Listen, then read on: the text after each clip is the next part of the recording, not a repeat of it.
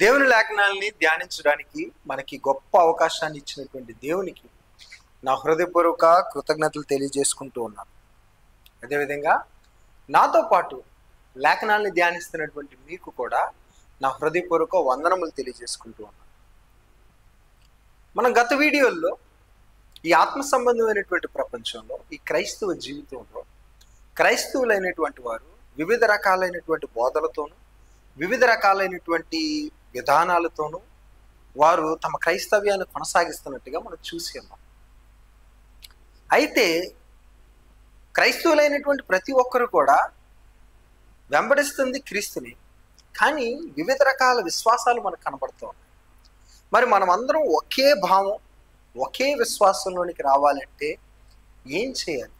What is the standard of authority in the Christianity అన్న విషయాన్ని గురించి మనం ఆలోచన చేసినప్పుడు, దేవుడే ఈ క్రైస్తవ జీవితానికి లేదా ఆత్మ సంబంధమైనటువంటి జీవితానికి చిట్ట చివరి అధికారం కలిగిన వారని, ఆయన మాటలే సంపూర్ణమైన అధికారం కలిగినవని మనం గత వీడియోలో చూసి ఉన్నాం. అంత మాత్రమే కాదు, అట్టి అధికారాన్ని దేవుడు తన కుమారుడైనటువంటి ప్రభువైన యేసుక్రీస్తు వారికి దయచేశారని, ఆ అధికారాన్ని ఉపయోగించి ప్రభువారు భూమి మీద పరిచర్య చేసినప్పుడు ఆయన లేఖనాలను బోధించారు, దేవుని యొక్క సత్యాలను అనేకమైన వాటిని బయలుపరిచారు. ప్రభువైన యేసుక్రీస్తు వారు మరణం పునరుత్థానం తర్వాత ఆ అధికారాన్ని ఆయన తన శిష్యులకిచ్చి వారికి పరిశుద్ధాత్మని యొక్క వాగ్దానాన్ని చేసి, ఆ అధికారంతో వారు దేవుని యొక్క మాటలు, ప్రభు యొక్క మాటలను బోధించమని వారికి ఆజ్ఞాపించి ఉన్నారు. పరిశుద్ధాత్మని యొక్క సహాయంతో అపోస్తలులు దేవుని యొక్క మాటలను బోధించారు. అంత మాత్రమే కాదు, ఆ మాటలను గ్రంథస్థం చేశారు. ఆ అపోస్తలులు గ్రంథస్థం చేసినటువంటి మాటలే మనం బైబిల్, నేడు 66 పుస్తకాలు కలిగినటువంటి ఈ బైబిల్ని అపోస్తలులు గ్రంథస్థం చేసిన మాటలని మనం విశ్వసిస్తూ ఉన్నాం. అయితే బైబిల్లో ఉన్నటువంటి మాటలు లేదా ఇందులో ఉన్నటువంటి మాటలు దేవుని మాటలే, దేవుని అధికారం చేత రాయబడినవి అని చెప్పడానికి ఏమైనా ఆధారాలు ఉన్నాయా అన్న విషయాన్ని చూసినప్పుడు, మనం ఎక్స్టర్నల్ ఎవిడెన్సెస్ గురించి మాట్లాడుకున్నాం. అంటే సైంటిఫిక్ హిస్టారిక్ ఎవిడెన్సెస్ గురించి మాట్లాడుకున్నాం. అలాగే ఇంటర్నల్ ఎవిడెన్సెస్ గురించి కూడా మాట్లాడుకున్నాం. అంటే ప్రాఫిటిక్ ఎవిడెన్సెస్, అలాగే బైబిల్ యొక్క ఇంపార్షియాలిటీ అన్న అంశాన్ని గురించి కూడా మనం మాట్లాడుకున్నాం. చిట్ట చివరగా మనం బైబిల్ దేవుని యొక్క గ్రంథము అని చెప్పడానికి బైబిల్ తన గురించి తాను ఏమని చెప్పుకుంటుంది అన్న విషయాన్ని కూడా ఈ క్లాస్లో మనం చూడబోతాం. ఎందుకు బైబిల్ తన గురించి తాను ఏమని చెప్పుకుంటుంది అన్న అంశాన్ని మనం స్టడీ చేస్తూ ఉన్నాం. ఎందుకు అని అంటే, ఉదాహరణకి ఒక వ్యక్తి ఎలక్షన్స్లో కంటెస్ట్ చేస్తున్నా, లేదా ఒక ఎగ్జామ్ రాస్తున్నా, లేదా దేనికైనా అప్లికేషన్స్ పెడుతున్నా, తప్పకుండా సెల్ఫ్ అటెస్టేషన్ అన్నది కంపల్సరీ. ప్రతి వ్యక్తి తనకు తాను తన గురించి ఏవైతే విషయాలు చెప్పుకుంటున్నారో అవి సత్యమైనవని, అవి నిజమైనవని అటెస్ట్ చేస్తూ చిట్ట చివర సంతకం చేయవలసిన వారై ఉన్నారు. అలాగే బైబిల్ కూడా తన గురించి తాను ఏమని చెప్పుకుంటుందా అన్న విషయాన్ని కూడా ఈరోజు మనం చూడడానికి ప్రయత్నం చేద్దాం. ఈరోజు అంశం ఏంటంటే, biblical claims about its own inspiration. అంటే బైబిల్ తనను గురించి తాను అందులో రాయబడినటువంటి మాటలు ప్రేరణ కలిగినవని, పరిశుద్ధాత్మ ప్రేరణ కలిగినవని తన గురించి తాను ఏం చెప్పుకుంటుంది అన్న విషయాన్ని ఈరోజు మనం చూడబోతున్నాం. అందులో మొట్టమొదటి పాయింట్గా, అసలు ఇన్స్పిరేషన్ అన్న పదానికి బైబిల్లో అసలు రాయబడిందా లేదా, అసలు ఆ పదం బైబిల్లో రాయబడిందా లేదా అన్నది మనం చూస్తే, 2 తిమోతి రాసిన పత్రిక 3వ అధ్యాయం 16వ వచనాన్ని మనం ఒకసారి చూడగలిగితే, 2 తిమోతి రాసిన పత్రిక 3వ అధ్యాయం 16వ వచనం చూడగలిగితే, దైవజనుడు సన్నద్ధుడై ప్రతి సత్కార్యమునకు పూర్ణముగా సిద్ధపడి యుండునట్లు దైవావేశం వలన కలిగిన ప్రతి లేఖనము ఉపదేశించుటకును, ఖండించుటకును, తప్పుదిద్దుటకును, నీతి యందు శిక్ష చేయుటకును ప్రయోజనకరమై ఉన్నది. ఇక్కడ దైవావేశము వలన కలిగిన ప్రతి లేఖనము అన్న మాట ఇక్కడ ఉపయోగించబడింది. ఇక్కడ దైవావేశం వలన కలిగిన అన్న మాటకు అర్థం ఏంటంటే గా ఇన్స్పైర్డ్. అసలు ఇదే పదాన్ని గ్రీకులో ఏమని ఉపయోగించారంటే థియోనిస్టోస్ అన్న పదాన్ని ఉపయోగించారు. థియో అంటే దేవుడు, నిస్టోస్ అంటే అర్థం ఏంటంటే ఊదెను. గాడ్ బ్రీత్డ్ అంటే దేవుడు ఊదెను. అంటే ఇందులో ఉన్నటువంటి మాటలు దేవుడు స్వయంగా బయలుపరిచినటువంటి తన స్వంత సత్యాలే. ఇందులో ఉన్నటువంటి ఏ మాటలు కూడా మనుషుని యొక్క ఆలోచన నుంచి కలిగినవి కాదు. ఒకసారి పేతురు రాసినటువంటి పత్రిక, 2వ పేతురు రాసిన పత్రిక 1వ అధ్యాయం 21వ వచనం మనం చూస్తే, 21 వచనాలు మనం చూస్తే, ఒకడు తన ఊహను బట్టి చెప్పుట వలన లేఖనములో ఏ ప్రవచనము పుట్టదని మొదట గ్రహించుకొనవలెను. ఎలయనగా ప్రవచనము ఎప్పుడునూ మనుషుని ఇచ్చను బట్టి కలుగలేదు గాని మనుష్యులు పరిశుద్ధాత్మ వలన ప్రేరేపింపబడిన వారై దేవుని మూలముగా పలికిరి. బైబిల్ చాలా క్లియర్గా అందులో రాయబడినటువంటి మాటలు ఇన్స్పైర్డ్ వర్డ్స్ అని, పరిశుద్ధాత్మ ప్రేరణ చేతే మనుషులు రాశారని, మనుషులు తమ సొంత ఉద్దేశాలతో ఇందులో ఏ మాటలు రాయలేదని గ్రంథం తనంతట తాను స్వయంగా చెప్పుకుంటుంది. అంత మాత్రమే కాదు, ఒకసారి మనం పాత నిబంధన కూడా మనం చూడగలిగితే ఇర్మియా గ్రంథం 1వ అధ్యాయం 9వ వచనాన్ని మనం ఒకసారి చూడగలిగితే, ఇర్మియా గ్రంథం 1వ అధ్యాయం 9వ వచనాన్ని కూడా చూడగలిగితే అక్కడ ఏముందంటే, అప్పుడు యెహోవా చెయ్యి చాపి నా నోరు ముట్టి ఇలాగ సెలవిచ్చింది, ఇదిగో నేను నీ నోట నా మాటలు ఉంచి ఉన్నాను. పాత నిబంధనలో కూడా మాటలు ఏమని క్లెయిమ్ చేసుకుంటున్నాయంటే దేవుడే ప్రవక్తల నోట తన మాటలు ఉంచి ఉన్నారని గ్రంథం క్లెయిమ్ చేసుకుంటుంది. కాబట్టి ఈ మాటలని, ఈ వచనాలన్నింటినీ మనం దగ్గర పెట్టుకొని చూసుకున్నప్పుడు మొట్టమొదటి పాయింట్గా మనకు అర్థమవుతున్నటువంటి విషయం ఏంటంటే బైబిల్ ఈజ్ ఇన్స్పైర్డ్ అని ఎవరు క్లెయిమ్ చేసుకుంటున్నారు? బైబిలే. అంటే బైబిల్ సెల్ఫ్ అటెస్ట్ చేసుకుంటుంది. ఇందులో రాయబడినటువంటి మాటలు దేవుని మాటలే, మనుషుని యొక్క సొంత ఇచ్చను బట్టి కలిగినవి కాదు. దేవుడే తన మాటలను తన సేవకుల నోట ఉంచి వారి చేత పలికించి వారి చేత గ్రంథస్థం చేశారు అని బైబిల్ చెప్పుకుంటుంది. ఇంత మాత్రమే కాదండి, బైబిలు ఇంకా అనేక విషయాలు దేవుడే మనుషులకు తన మాటలను బయలుపరిచారని, అలాగే బైబిల్లో రాయబడినటువంటి మాటలు దేవుని మాటలని, దేవుడు పలికారని, దేవుడు మాట్లాడడం ద్వారా రాయబడిన మాటలే అని బైబిల్ చెప్పుకుంటుంది. మనం ఇది ఆదికాండం 1వ అధ్యాయం నుంచి ప్రకటన వరకు ఈ విషయాలను మనం చూడబోతాం. అనేకమైన వచనాలు దీన్ని రూఢిపరుస్తున్నాయి. అంటే బైబిల్ పదే పదే దానిలో రాయబడినటువంటి మాటలు దేవుని మాటలని, దేవుడు పలకగా సమస్తము రాయబడ్డాయని, సమస్తం ఉనికిలోనికి వచ్చాయని బైబిల్ చెప్పుకుంటుంది. సో 2వ పాయింట్గా మనం చూడబోయేది ఏంటంటే Bible self attestation about its origin of words. అంటే గ్రంథంలో రాయబడినటువంటి మాటలు ఎవరి మూలంగా, ఎవరు పలకగా రాయబడ్డాయి అని తనను గురించి తాను ఏం చెప్పుకుంటుందో ఒకసారి అవి కూడా చూడడానికి ప్రయత్నించేద్దాం.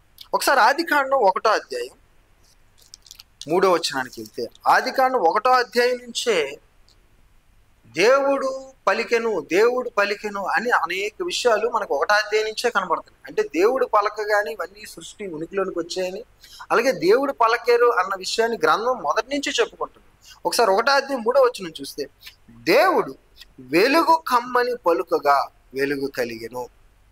అలాగే 6వ వచనం మనం చూస్తే, మరియు దేవుడు జలముల మధ్యనొక విశాలము కలిగి ఆ జలములను ఈ జలములను వేరుపరచును గాక అని పలికెను.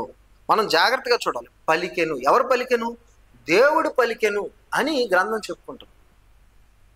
ఇంకా మనం 1వ అధ్యాయంలో అనేక వచనాలను మనం చూడగలిగితే 14వ వచనం చూసినా కూడా ఏముందండి? దేవుడు పగటిని రాత్రిని వేరుపరచునట్లు ఆకాశ విశాలమందు జ్యోతులు కలుగును గాకానియు అవి సూచనలను కాలములను దిన సంవత్సరములను సూచించుటక యుండును గాకానియు భూమి మీద వెలిగించుటకు అవి ఆకాశ విశాలమందు జ్యోతులై ఉండునుగా కానీ పలికెను. ఆ మాట చాలా ఇంపార్టెంట్. దేవుడు పలికెను అంటే దేవుడు మాట్లాడారు. ఇందులో ఉన్నటువంటి మాటలు వ్యక్తుల యొక్క మాటలు కాదు, దేవుడు పలికారు. దేవుడే ఈ సృష్టిని కూడా సృష్టించారని బైబిల్ క్లియర్గా క్లెయిమ్ చేసుకుంటుంది. అలాగే మనం ఇదే ఆదికాండం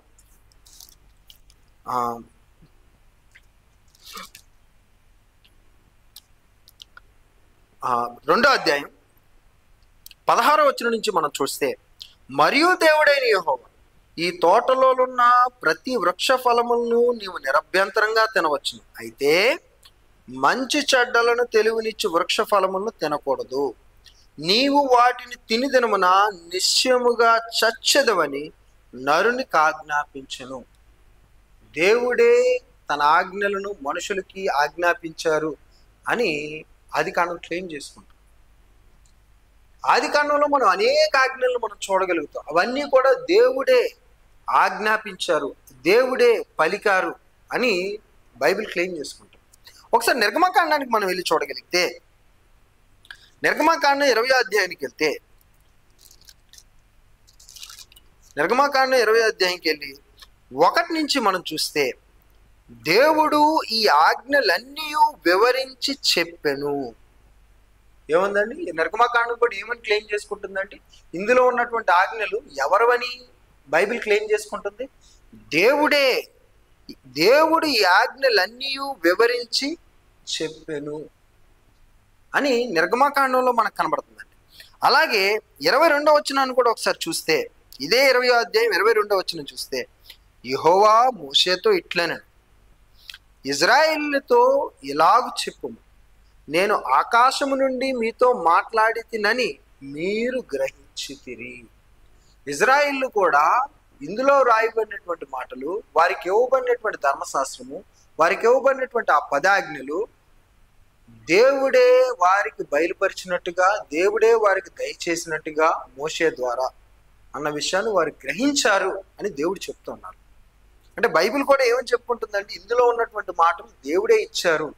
అలాగే ఇజ్రాయేలు కూడా దానిని గ్రహించారు. ఇది మోషే యొక్క మాటలని వారు అనుకోలే, మోషే యొక్క ఆజ్ఞలని వారు అనుకోలే, ఒక మనుషుడిచ్చిన ఆజ్ఞలని వారు అనుకోలే, దేవుడిచ్చిన ఆజ్ఞలని వారు గ్రహించారు. అలాగే ఇదే నిర్గమకాండ 24వ అధ్యాయం 12వ వచనం మనం చూడగలిగితే, అక్కడేముందండి, అప్పుడు యెహోవా మోషేతో ఇట్లనెను, నీవు కొండ ఎక్కి నా యొద్దకు వచ్చి అచ్చట నుండుము, నీవు వారికి బోధించినట్లు నేను వ్రాసిన ఆజ్ఞలను, ధర్మశాస్త్రమును, రాతి పలకలను నీకిచ్చేదనగా. బైబిల్ నిర్గమకాండం ఏమి క్లెయిమ్ చేసుకుంటుందండి? ఇందులో ఉన్నటువంటి ఆజ్ఞలు కానీ, ఇందులో ఉన్నటువంటి మాటలు, కట్టడలు దేవుడే వ్రాసి, దేవుడే పలికి తన సేవకుల ద్వారా మనుషులకి ఇచ్చారు. ఇందులో ఉన్నటువంటి మాటలు మనుషుల యొక్క మాటలు కాదు అని స్పష్టంగా నిర్గమకాండం క్లెయిమ్ చేసుకుంటున్నారు. అలాగే ఇదే నిర్గమకాండం 30వ అధ్యాయానికి వెళ్తే 1వ వచనం మనం చూస్తే, ఇదే నిర్గమకాండం 30వ అధ్యాయం 11వ వచనం మనం చూద్దాం. మరియు యెహోవా మోషేతో ఇట్లనెను, నీవు ఇజ్రాయేలును లెక్కింపవలెను, వారు లెక్కింపబడి వేలకు ప్రతివాడు యెహోవాకు తన ప్రాణ ప్రక్రియ ధనమునిచ్చుకొనవలెను. అలాగు చేసిన యెడల నీవు వారిని లెక్కించినప్పుడు వారిలో ఏ తెగులును పుట్టదు. వారు ఇయ్యవలసినది ఏమనగా, లెక్కింపబడిన వారిలో చేరు ప్రతి వాడును పరిశుద్ధ స్థలము యొక్క తొలములను బట్టి 1/2 తులము ఇయ్యవలెను. ఆ తులము 20 చిన్న తులములు, ఆ తులములు యెహోవాకు ప్రతిష్టార్పణము. దేవుడే ఆజ్ఞలు ఇచ్చినట్టుగా, దేవుడే మోషేకి తన ఆజ్ఞలు ఇచ్చినట్టుగా మనకి నిర్గమకాండం చెప్తుంది. అసలు నిర్గమకాండం, లేవీకాండము, మీరు పాత నిబంధనలో ఉన్నటువంటి మాటలు అన్నిటినీ మనం చూస్తే, యెహోవా ఆజ్ఞాపించును, యెహోవాకు ప్రత్యక్షమైను, దేవుడు మాట్లాడిను అన్న మాటలు మనకు ప్రతి చోట కనబడుతూనే ఉంటాయి. అలాగే లేవీకాండం 1వ అధ్యాయం 1వ వచనం ఒకసారి చూస్తే ఏముందండి, యెహోవా మోషేని పిలిచి ప్రత్యక్షపు గుడారములో నుండి అతనికి ఎలాగూ సెలవిచ్చాను. లేవీకాండం 1వ అధ్యాయం 1వ వచనం కూడా ఏమనుకంటే క్లెయిమ్ చేసుకుంటుందండి, యెహోవా దేవుడు సెలవిచ్చిన మాటల్ని మోషే గ్రంథస్థం చేశారు. లేవీకాండం అనేది యాజకుల యొక్క పుస్తకం. యాజకులు ధర్మశాస్త్ర సంబంధమైనటువంటి నియమాలని ఆచరించేటప్పుడు వారు దేవుడు బయలుపరిచినటువంటి ఆ మాటలు, దేవుడు బయలుపరిచినటువంటి ఆ కట్టడలు, దేవుడు బయలుపరిచినటువంటి ఆ ఆజ్ఞలను వారు తూచా తప్పకుండా పాటించడానికి తమను తాము సిద్ధపరచుకున్నవారు. ఎందుకంటే వారు ఈ మాటలు దేవునివని వారు గ్రహించారు. అలాగే లేవీకాండం కూడా ఏమని క్లెయిమ్ చేసుకుంటుందంటే, ఇందులో ఉన్నటువంటి మాటలు, ఇందులో చెప్పబడినటువంటి మాటలు దేవునివి అని ఎక్కడ క్లెయిమ్ చేసుకుంటుందండి? మొదటి అధ్యాయం మొదటి వచనంలోనే క్లెయిమ్ చేసుకుంటుంది. అలాగే సంఖ్యాకాండం 1వ అధ్యాయానికి వెళ్దాం మనం. సంఖ్యాకాండం 1వ అధ్యాయం 1వ వచనం కూడా మరలా చూస్తే, వారు ఐగుప్తు దేశం నుండి బయలువెళ్ళిన 2వ సంవత్సరమున 2వ నెల 1వ తేదీని సీనాయి అరణ్యమందలి ప్రత్యక్ష గుడారములో యెహోవా మోషేతో ఇట్లనెను. దేవుడే మోషేతో మాట్లాడారని సంఖ్యాకాండం 1వ అధ్యాయం 1వ వచనం కూడా క్లెయిమ్ చేసుకుంటుంది. మనం పాత నిబంధనలో కానీ క్రొత్త నిబంధనలో కానీ వచనాలను మనం చూసినప్పుడు ప్రతి వచనం, ప్రతి పుస్తకం అనేక మార్లు క్లియర్గా క్లెయిమ్ చేసుకుంటుంది. ఇందులో వ్రాయబడినటువంటి మాటలు దేవుని మాటలు. సో బైబిల్ యొక్క సెల్ఫ్ అటెస్ట్మెంట్ ఒకసారి మనం చూస్తే ప్రతిసారి పదే పదే మరి ఏ మత గ్రంథాల్లో కూడా ఎంత క్లియర్గా రాయబడలేదు.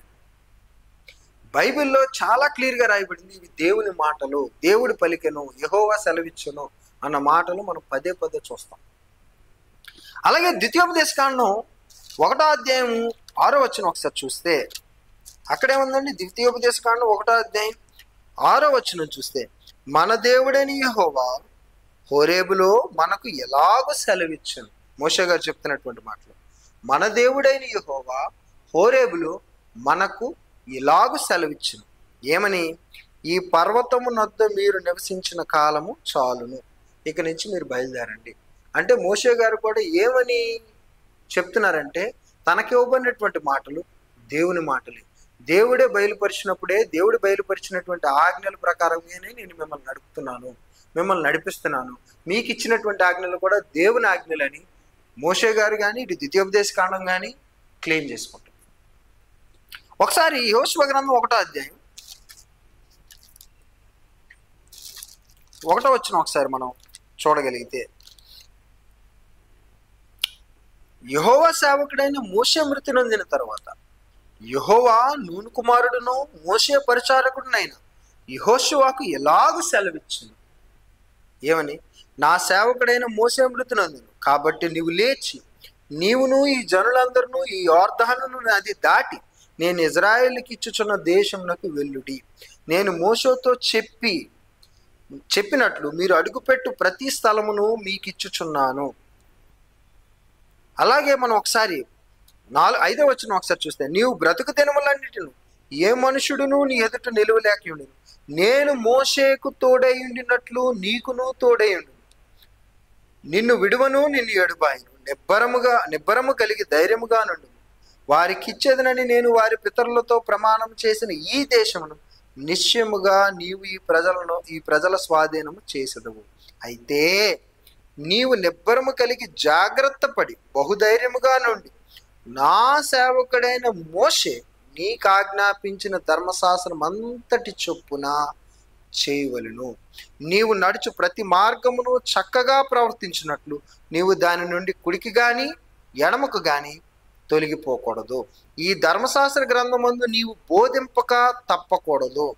దానిలో వ్రాయబడిన వాటన్నిటి ప్రకారము చేయుటకు నీవు జాగ్రత్త పడినట్లు దివారాత్రము దాన్ని ధ్యానించిన ఎడల నీ మార్గమును వర్ధిల్ల చేసుకొని చక్కగా ప్రవర్తించదవు. నేను నీకు ఆజ్ఞ ఇచ్చున్నాను కదా, నిబ్బరము కలిగి ధైర్యముగా నుండుము, దిగులు పడకము, జడియకము. నీవు నడుచు మార్గం అంతటిలో నీ దేవుడైన యెహోవా నీకు తోడైయుండును. యెహోషువ గ్రంథం కూడా ఏమని క్లెయిమ్ చేసుకుంటుందంటే, దేవుడు మాట్లాడారు ఎవరితో? యెహోషువ గారు. యెహోషువ ఆ మాటలను గ్రంథస్థం చేశారు. సో బైబిల్లో ఉన్నటువంటి పాత నిబంధనలో ఉన్నటువంటి అనేక పుస్తకాలు, ప్రతి పుస్తకం అండి విరివిగా క్లెయిమ్ చేసుకుంటుంది. ఏమని? ఇందులో ఉన్నటువంటి మాటలు దేవుడు ఆజ్ఞాపించను, దేవుడు మాట్లాడను, దేవుడు బయలుపరచను అని. సో మనం పాత నిబంధనలో ఉన్నటువంటి విషయాలన్నింటినీ మనం ఒకసారి చూడగా మనకి పాత నిబంధనలో మోర్ దాన్ 3800 కంట ఎక్కువగా దేవుడు బయలుపరిచను, దస్ సేస్ ది లార్డ్, యెహోవా మాట్లాడును అని 800 కంటే ఎక్కువ సార్లు పాత నిబంధనలో రాయబడింది. అంటే పాత నిబంధన ఎంత విరివిగా బైబిలు దేవుని యొక్క మాటలే, ఇందులో ఉన్నటువంటి ప్రతి ఆజ్ఞ ప్రతి కట్టడ దేవుని యొక్క మాటలే అని ఎంత విరివిగా క్లెయిమ్ చేసుకుంటుందో మనం గ్రహించాలి. అలాగే ఇర్మియా గ్రంథంలోనే, కేవలం ఇర్మియా గ్రంథంలోనే సుమారుగా 500 కంటే ఎక్కువ సార్లు ఏమని రాయబడిందంటే, then the word of the Lord came to me, యెహోవా వాక్కు నా యొద్దకు వచ్చెను అన్న మాట మనకు కనబడుతుంది. ఒకసారి ఇర్మియా గ్రంథం 1వ అధ్యాయానికి వెళ్తే, ఇర్మియా గ్రంథం 1వ అధ్యాయం 4వ వచనం మనం చూస్తే, యెహోవా వాక్కు నాకు ప్రత్యక్షమై ఇలాగు సెలవిచ్చింది. ఏముందండి? యెహోవా వాక్కు నాకు ప్రత్యక్షమై ఇలాగు సెలవిచ్చింది. ఈ మాటని మీరు 11వ వచనంలో చూడగలుగుతారు, 2వ అధ్యాయం 1వ వచనంలో చూడగలుగుతారు. ఇలాగూ 500 కంటే ఎక్కువ మార్లు ఇర్మియా గ్రంథంలో మనకి ఈ మాట కనబడుతుంది. సో పాత నిబంధన పుస్తకాలన్నీ కూడా చాలా క్లియర్గా దేవుని యొక్క మాటలే, అలాగే బైబిల్లో ఉన్నటువంటి మాటలన్నీ కూడా దేవుని యొక్క మాటలే అని విరివిగా క్లెయిమ్ చేసుకుంటున్నాయి. ఇది 2వ పాయింట్గా మనం చూసాం. అంత మాత్రమే కాదు, ఈ బైబిల్ రాసినటువంటి గ్రంథకర్తలు కూడా ఇందులో రాసినటువంటి మాటలు తమ సొంత మాటలు కాదని, దేవుడు బయలుపరచగా తాము రాశామని చెప్పుకున్నారు. వాటిని కూడా ఒకసారి మనం గమనించడానికి ప్రయత్నం చేద్దాం. ఒకసారి నిర్గమకాండం 34వ అధ్యాయం 27వ వచనం ఒకసారి మనం చూడగలిగితే, నిర్గమకాండం 34వ అధ్యాయం 27వ వచనం మనం చూడగలిగితే, మరియు యెహోవా మోషేతో ఇట్లనెను, ఈ వాక్యములను వ్రాసుకొనుము, ఏలయనగా ఈ వాక్యములను బట్టి నేను నీతోనూ ఇజ్రాయేలుతోనూ నిబంధన చేసి ఉన్నాను. 28వ వచనం కూడా చూస్తే, అతడు 40 రేయింబగళ్ళు యెహోవాతో కూడా అక్కడ ఉండెను, అతడు భోజనము చేయలేదు, నీళ్లు త్రాగలేదు. అంతలో ఆయన నిబంధన వాక్యములను అనగా 10 ఆజ్ఞలను ఆ పలక మీద వ్రాసెను. 29వ వచనం, మోషే సీనాయి కొండ దిగుచుండగా శాసనములు గల 2 పలకలు మోషే చేతిలో ఉండెను. సో నిర్గమాకాండాన్ని రాసినటువంటి గ్రంథకర్త ఎవరంటే మోషే. మోషే గారు ఈ గ్రంథాన్ని రాస్తూ తాను ఏమని క్లెయిమ్ చేస్తున్నారంటే, తాను ఏమని చెప్పుకుంటున్నాడంటే, ఇందులో రాసినటువంటి మాటలు దేవుడు తనకు బయలుపరచగా తాను రాసెను. దేవునితో 40 రాత్రింబగళ్ళు ఆయన అక్కడ ఉన్నప్పుడు దేవుడు బయలుపరిచినటువంటి ఆజ్ఞల్ని తాను రాసెను. రాతి పలకల మీద దేవుడు రాసి ఇచ్చినవే వాటిని తాను రాసుకున్నారు అన్న విషయాన్ని నిర్గమాకాండం 34వ అధ్యాయం 25, 26, 27, 28 వచనాలు మనకు చెప్తూ ఉన్నాయి. అలాగే ఇర్మియా గ్రంథం 30వ అధ్యాయానికి వెళ్తే, ఇర్మియా గ్రంథం 30వ అధ్యాయం 2వ వచనాన్ని ఒకసారి మనం చూడగలిగితే,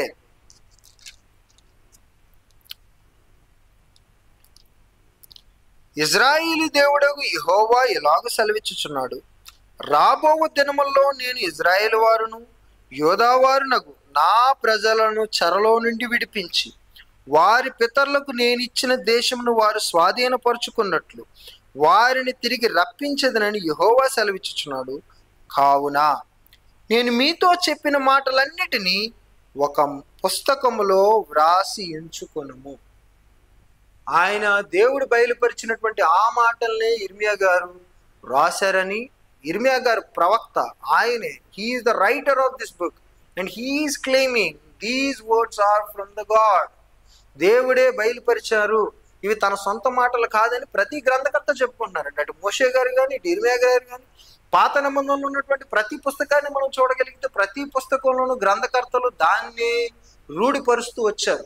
వారందరూ కూడా దేవుని మాటలనే తాము రాసేయమని రూఢిపరుస్తూ వారు కూడా సాక్ష్యం ఇస్తూ ఉన్నారు.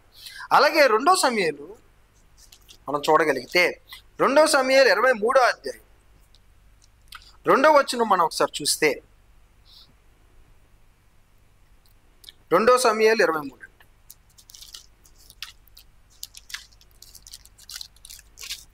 23:2 చూస్తే దావీదు చెప్తున్నటువంటి మాటలు, యెహోవా ఆత్మ నా ద్వారా పలుకుచున్నాడు, ఆయన వాక్కు నా నోట ఉన్నది.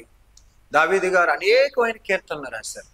ఆయన చెప్తున్నటువంటి మాటలు ఏంటంటే, యెహోవా ఆత్మ నా ద్వారా పలుకుచున్నాడు, ఆయన వాక్కు నా నోట ఉన్నది. సో పాత నిబంధనలో గ్రంథకర్తలు ఏమని క్లెయిమ్ చేసుకుంటున్నారండి? ఇవి మేము రాసినటువంటి మాటలు దేవుని మాటలే, దేవుని ఆత్మ ద్వారానే మేము పలుకుచున్నాము, ఆయన మాటలే మా నోట ఉన్నవి అని క్లెయిమ్ చేసుకుంటున్నారు. అలాగే 2 పేతురు 1:21 కూడా చూస్తే క్రొత్త నిబంధన అంత గురించి, పాత నిబంధన అంతటిని గురించి బైబిల్ ఏమని చెప్పుకుంటుందంటే, 2 పేతురు రాసినటువంటి పత్రిక 1:21 చూస్తే, ఒకడు తన ఊహను బట్టి చెప్పుట వలన లేఖనములో ఏ ప్రవచనము పుట్టదని మొదట గ్రహించుకునవలను. ఏలయనగా ప్రవచనం ఎప్పుడునూ మనుషుని ఇచ్చని బట్టి కలుగలేదు, కానీ మనుషులు పరిశుద్ధాత్మ వలన ప్రేరేపింపబడిన వారే దేవుని మూలముగా పలికిరి.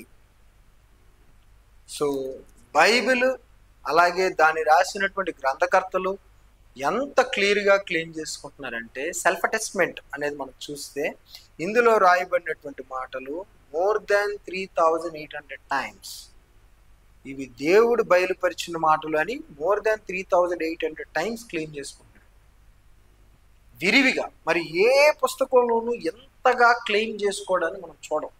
అంటే బైబిల్ ఎంత సత్యమైనదైతే, ఎంత ధైర్యమైనదైతే, ఇందులో ఉన్నటువంటి మాటలు దేవుని అని చెప్పటానికి అన్నిసార్లు చెప్పగలిగిందంటే బైబిల్ నిజంగా దేవుని మాటలని మనం సంపూర్ణంగా రూఢిపరచుకోవచ్చు. ఇందులో ఉన్నటువంటి మాటలు సంపూర్ణంగా దేవుని మాటలని మనం సంపూర్ణంగా విశ్వసించవచ్చు. అంత మాత్రమే కాదు, మన రక్షకుడును మన ప్రభువునైనటువంటి యేసుక్రీస్తు వారు ఆయన లేఖనాల గురించి ఏం మాట్లాడుతున్నారో, ఇందులో లేఖనాలు ఎంత పర్ఫెక్ట్ అయినవో, కేవలం అక్షరాలు పదాలు మాత్రమే కాదు, చిన్న పొల్లులతో సహా ఇందులో ఉన్న ప్రతిదీ కూడా దేవుని నుంచి రాబడినవే, దేవుని యొక్క ఉద్దేశంతోనూ దేవుని యొక్క ఆలోచనలతోనూ నింపబడినవే. ప్రతిదీ కూడా సంపూర్ణంగా పర్ఫెక్ట్, ఇందులో ఏమాత్రం లోటుపాట్లు లేనివి అని ప్రభువైన యేసుక్రీస్తు వారు కూడా స్వయంగా లేఖనాల గురించి ఆయన చెప్పిన మాటలను ఒకసారి చూద్దాం. మత్తయి సువార్త 5వ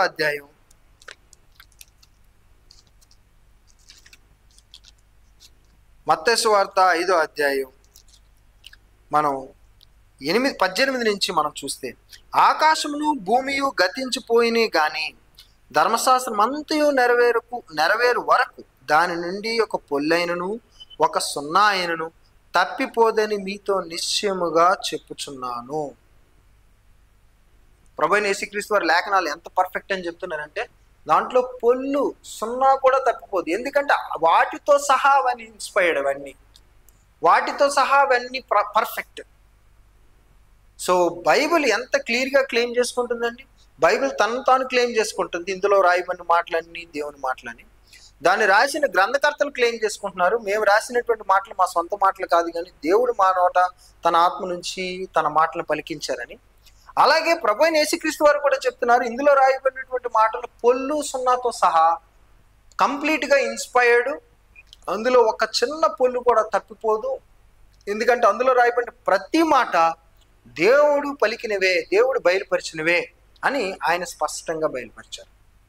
సో వీటిలన్నిటి ప్రకారం మనం చూసినప్పుడు మనకు అర్థమవుతున్నటువంటి విషయం ఏంటంటే, బైబిల్ సంపూర్ణమైన అధికారం కలిగింది, సంపూర్ణంగా దేవుని చిత్తాన్ని బయలుపరిచింది.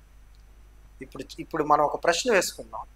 ఈ ఆత్మ సంబంధమైన క్రైస్తవ జీవితంలో ఎవరి మాటలను మన చిట్ట చివరి మాటలుగాను, ఎవరి మాటలు సంపూర్ణమైన అధికారం కలిగినవిగాను మనం విశ్వసించి వాటిని కొనసాగించాలి? మనుషులు కల్పించిన పద్ధతులు, మనుషులు కల్పించిన ఆచారాలు, మనుషులు కల్పించిన విధానాలన, లేదా కేవలం గ్రంథంలో ఉన్నటువంటి మాటలను మాత్రమే మనం ఆధారం చేసుకోవాలా? మనం మనుషులు కల్పించిన విధానాల ప్రకారంగా ఆచరించవచ్చా? మనుషులు ఉద్దేశాల ప్రకారం మనం నడవచ్చునా? ఆత్మ సంబంధమైనటువంటి జీవితంలో డాక్ట్రినల్ విషయాలు అంటే సిద్ధాంత సంబంధమైన, లేదా ఫెయిత్ఫుల్ థింగ్స్ అంటే విశ్వాసానికి సంబంధించినవి మనం ఎవరు చెప్పిన మాటలను నమ్మాలి, ఎవరి మాటలను ఆధారం చేసుకోవాలి అని మనం చూస్తే, కేవలం దేవుని మాటలు అనగా దేవుడు తన చిత్తాన్ని బయలుపరిచిన ఈ గ్రంథంలో రాయబడిన మాటలు మాత్రమే ఆధారం చేసుకోవాలి. దీనిలో రాయబడిన ఏ మాటలకి మనం దేన్ని కలపనకూడదు, దేనిని తీసివేయకూడదు. ప్రభువైన యేసుక్రీస్తు వారు చెప్పారు, ప్రభువా ప్రభువా అని నన్ను పిలిచి ప్రతివాడు పరలోక రాజ్యంలో ప్రవేశింపడు గాని పరలోకమందున నా తండ్రి చిత్త ప్రకారం చేయువాడే ప్రవేశించును అని మత్తయి సువార్త 7వ అధ్యాయంలో ఆయన చెప్పారు. అలాగే ప్రకటన గ్రంథం 22వ అధ్యాయంలో చూస్తే ఈ ప్రవచన గ్రంథం ముందు రాయబడినటువంటి మరి ఏ మాటలకు మరి ఏమైనా కలిపినను వాటి నుంచి తీసివేసినను దేవుడు తన జీవ గ్రంథంలో వారి పేరును తుడిచివేస్తారు. అలాగే వారికి జీవవృక్ష ఫలములో వారికి ఎటువంటి పాలు పొందులు లేకుండా దేవుడు చేస్తారు. ఈ గ్రంథంలో రాయబడిన తెగులన్నీ కూడా వారికి రప్పింపజేస్తారు అని చెప్తున్నారు. కాబట్టి మనం గుర్తుపెట్టుకోవాల్సిన విషయం ఏంటంటే, Bible is a true standard of authority and it is claiming it is from the God, and no other book in this world is claiming such largely, saying that these words are from the God. అంటే దేవుడి నుంచి వచ్చినవి అని మరి ఏ పుస్తకం కూడా ఎంత నిర్భయంగా ఎంత ధైర్యంగా మరి ఏ పుస్తకం కూడా చెప్పుకోజాలదో. మనం సంపూర్ణంగా బైబిల్ని దానిలో ఉన్నటువంటి మాటలను మనం సంపూర్ణంగా విశ్వసించవచ్చు. కాబట్టి బైబిలు మన ఆత్మ సంబంధమైన జీవితానికి ఎంత ప్రామాణికమైనదని, దీనిలో మాటలే మనకి అత్యంత అమూల్యమైనవని, వీటినే మనం సంపూర్ణంగా విశ్వసించాలన్న విషయాన్ని అర్థం చేసుకున్నాం. మనం ఈ బైబిల్ని మరి ఎలా చదవాలి, బైబిల్ని గురించిన మన అవగాహన ఏంటి, బైబిల్ మనం ఎలా అర్థం చేసుకోవాలి, బైబిల్లో రాయబడినటువంటి మాటలు పాత నిబంధన క్రొత్త నిబంధన ఈ 66 పుస్తకాలని ఎలా అర్థం చేసుకోవాలి, ఎలా అర్థం చేసుకోవడం ద్వారా దేవుని యొక్క సత్యాలను, దేవుని యొక్క ఆలోచనను, దేవుని యొక్క మనస్సును, దేవుని యొక్క చిత్తాన్ని మనం సంపూర్ణంగా తెలుసుకోగలుగుతాం అన్న విషయాల్ని మనం నెక్స్ట్ వీడియోలో చూడడానికి ప్రయత్నం చేద్దాం. దేవుడు మనకిచ్చిన గొప్ప అవకాశాన్ని బట్టి దేవునికి నా హృదయపూర్వక కృతజ్ఞతలు తెలియజేసుకుంటూ, మీ అందరికీ కూడా నా వందనములు తెలియజేసుకుంటూ క్లాసును ముగిస్తూ ఉన్నాను. వందనములు.